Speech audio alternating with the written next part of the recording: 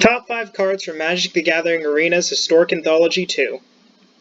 Ranked Historic is back in town, and they released the newest Anthology way earlier than I thought they were going to. The new set brought 25 new cards, and there is a lot of cards that I never thought would have been added to this game, especially the top 2 on this list. Here are my thoughts on which of these new Historic Anthology cards will have the biggest impact on the format. Starting with number 5, Maelstrom Pulse. While we already have Assassin's Trophy, it doesn't hurt decks with the Golgari colors to have a very similar card that in a small number of cases can be even better than Trophy.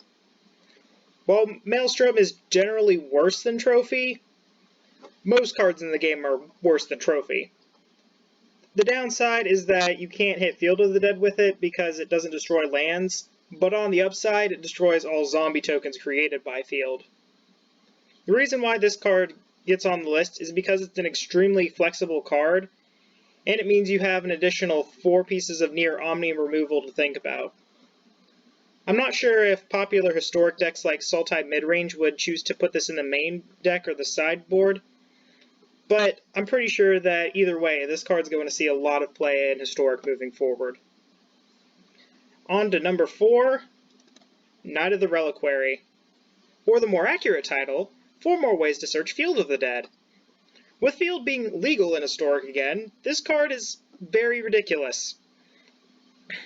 Prior to Field being restricted, it was one of the most played decks in the entire format, and with good reason. Field of the Dead's a very powerful card. With this card, the deck gets even more powerful. It's basically a cheaper Golos, which was initially the best way to search Field. It also doesn't hurt that the second effect is really solid in a deck that will already have lands in the graveyard because of just how many they run. But speaking of Field of Dead, Ghost Quarter. That's strange. 2 straight cards that are exclusively here due to the existence of Field of the Dead.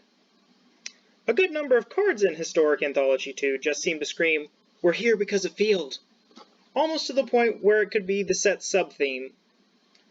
Ghost Quarter is here because it's probably the most generic piece of removal for Field, and while Field of Ruin does exist, and it allows both players to search basics, a lot of decks don't want to sink the mana into removing Field. The only reason that this is higher than Knight of the Reliquary is because that I believe that Field of the Dead will work its way back onto the restricted list in the foreseeable future. Now, these next 2 items on the list could be interchangeable because I believe that no matter what, both will have a major impact on the format because they're both just that insane. Number 2, Meddling Mage. Esper, Azorius, and Bant Control / midrange decks are all very popular in Historic. And this card is a really strong way to stop some of the best cards in the game, because if you can't cast it, you can't kill me with it. This card is even better in the Esper builds because even if you don't know what your opponent's playing, you can always just cast it after you cast Thought Erasure, rip 1 card, then name the next card that you know that's in their hand. And while there are many cards in Historic that can stop powerful strategies with a single card, I don't think that there's a single one that is just as applicable in so many matchups as Meddling Mage. But let's move on to the final item on the list, Elya, the Guardian of Thraben.